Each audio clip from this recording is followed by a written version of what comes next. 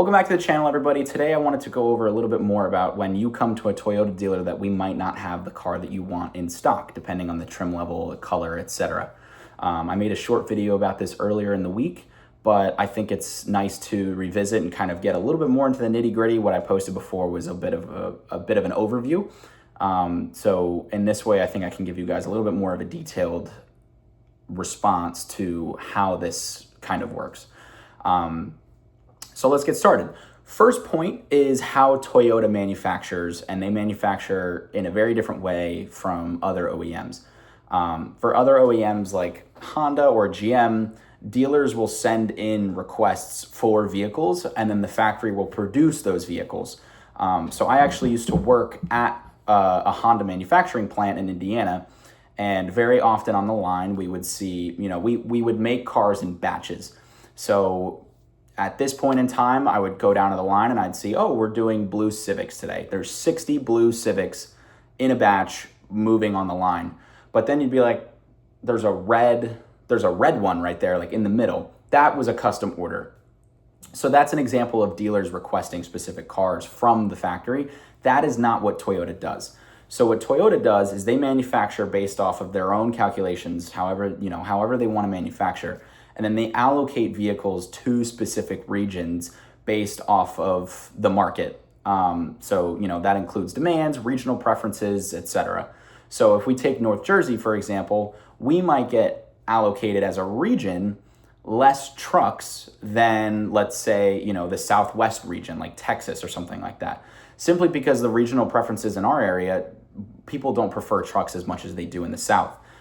Where farming is a little bit more heavier, there's more open roads, there's more off-roading opportunities, et cetera, et cetera. That's kind of evident for how our dealer has worked the past few months, is that we've been caught in kind of a negative feedback loop where we've accrued trucks because we just haven't been able to sell them because the market isn't totally there.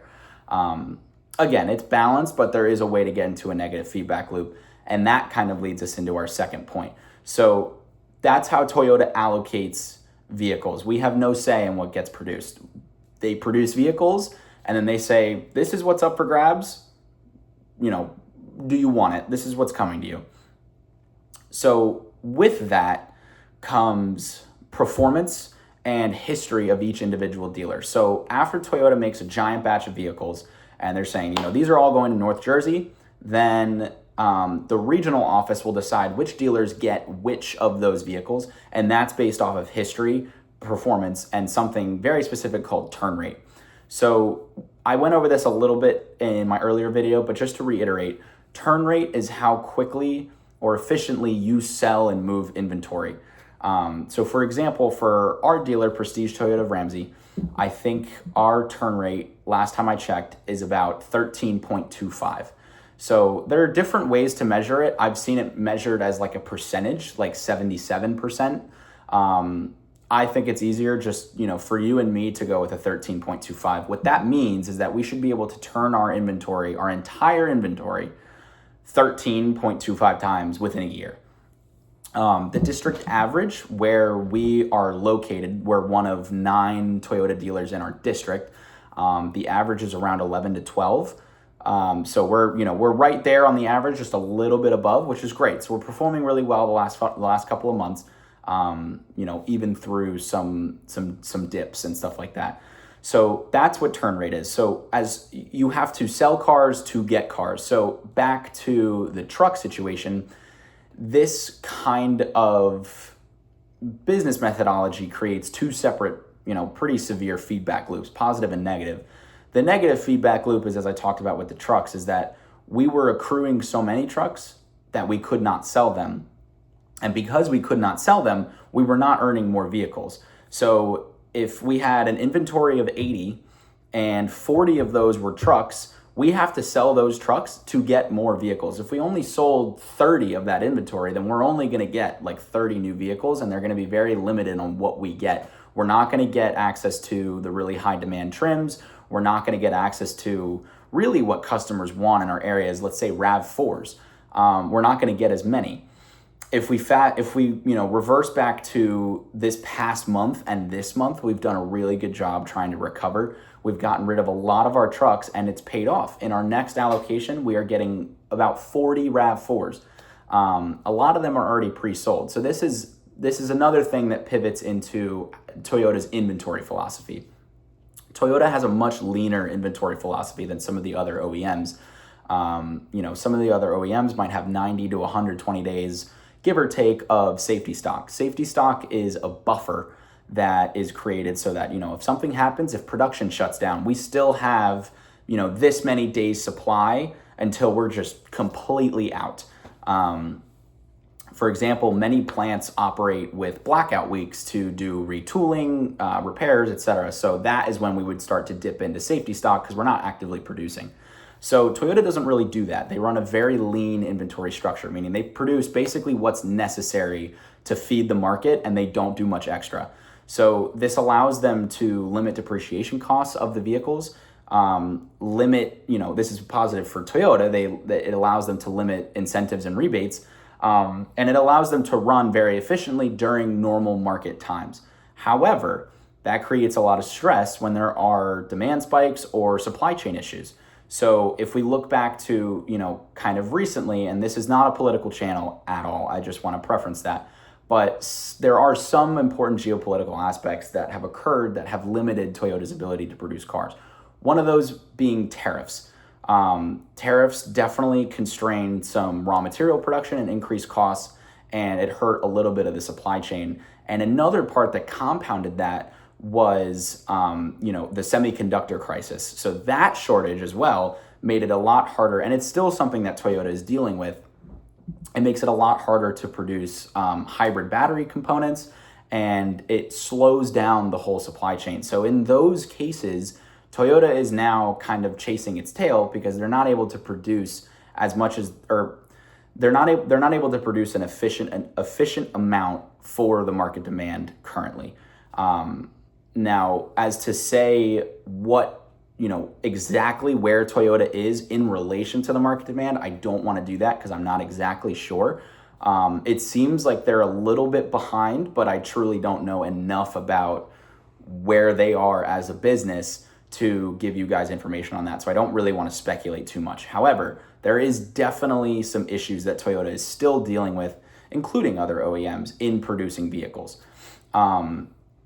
So with that comes some pretty big inventory constraints.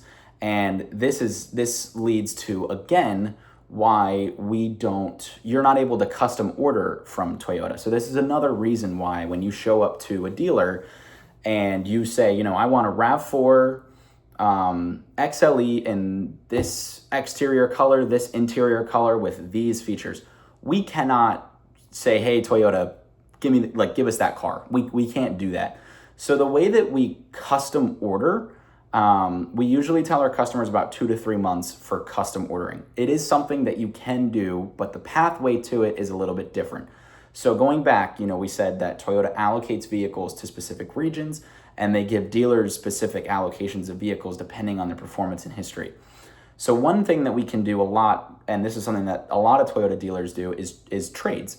So let's say we got 3 Tacomas, pickup trucks, and we really need, this RAV4 XLE in this color, etc.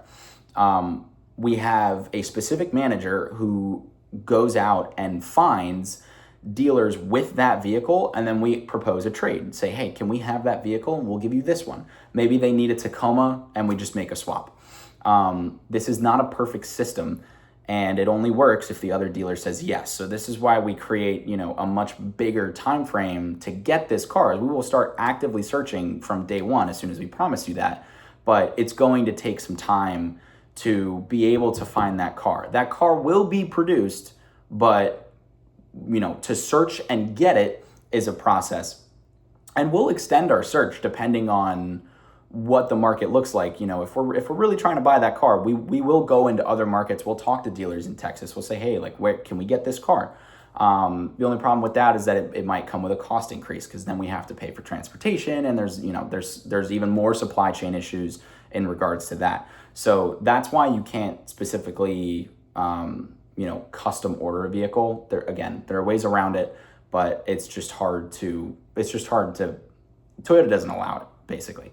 So that's kind of that's the situation that Toyota gives their dealers, and again, it creates problems when there are times of abnormalities, and we try to tell customers that we can, we're going to try our best to get the cars we want, but we're kind of at the mercy of Toyota.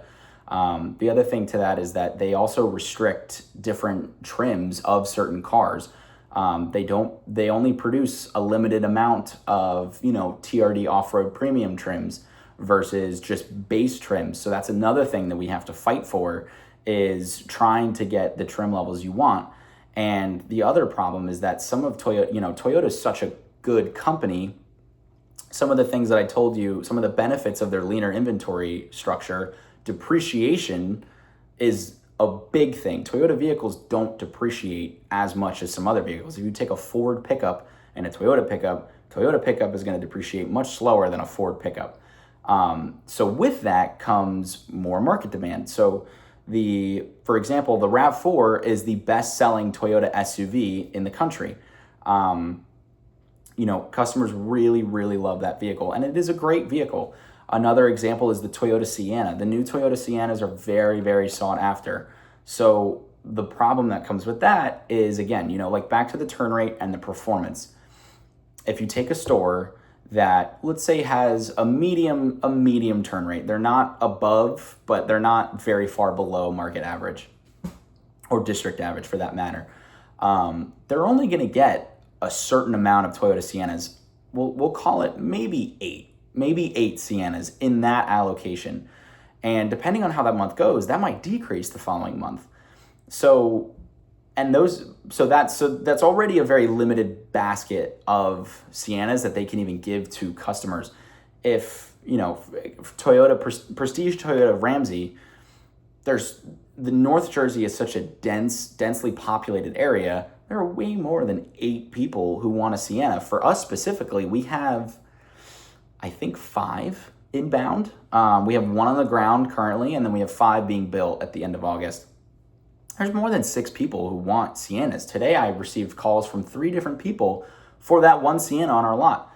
So what this leads to is a lot of pre-ordering, that these cars are sold before they even hit the lot. So you show up, you're like, hey, I want this RAV4, and we're like, it's gone already. And that's just kind of the nature of the business, at least with Toyota. We try our best to tell customers, depending on the car that we want, that we just, you have to make it. We encourage you to be ready to purchase these certain vehicles when you get in the store, because that allows us to at least, or maybe even not purchase, but be strongly considering enough that you can place a deposit. Because if you place a deposit, then we can hold the car for you. It doesn't mean that it's sold. You can still renege and take your deposit back. It's not a problem. But at least you're in the process and that vehicle is tagged to you. You know that you are going to be able to see that vehicle and go over numbers. So I would stress it's very important that you research the car that you want from Toyota, understand how quickly that car sells, and that's going to impact, when you come into the dealer and the conversations that you have with us as well. Because then again, we can put your name on it. When it comes, we'll give you a call. You can show up, and then if it's the car you like, boom, you buy it. But not doing that research beforehand, it's a lot harder to just kind of shop around with Toyota than it is with other manufacturers. For that same reason, if you're just kind of trying to information search and you come in and you decide, oh, I really want a RAV4, well, then you're at the mercy of the market and us. So if you're really convinced during that visit to place a deposit, then great. But if you say, I like it, I think that's pretty cool, I still want to shop around a little bit, that is going to hurt you a little bit more. I understand that there's a lot that goes into car buying, 100%.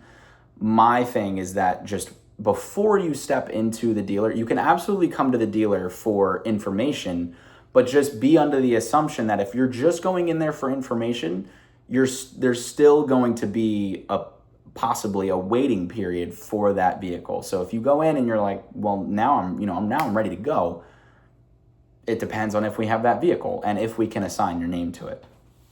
So I think that's a pretty good overview, a little bit more in-depth overview of how the allocation works. Now, again, I am not an expert. I might have gotten some things slightly wrong. I tried to include as much as I can without getting too complicated. Allocation and turn rate is really what it boils down to, is how well a dealer performs. They will get more cars and you will be happier as a customer. Prestige Toyota of Ramsey is one of those dealers that has performed exceptionally well over the past couple of months and historically as well. So we generally have a pretty good amount of inventory relative to other Toyota dealers. Again, you still may be disappointed when you come in asking for a Grand Highlander Platinum or stuff like that. So yeah, if you guys have any questions, please leave them in the comments below. I can make another video kind of dialing in on certain aspects, but I hope that this expands your understanding of the automotive industry a little bit more and just kind of makes you understand how Toyota works and, maybe eases some expectations before you walk into one of our stores. As always, thank you guys for watching. Please like and subscribe if you enjoyed the video, and I will see you next time.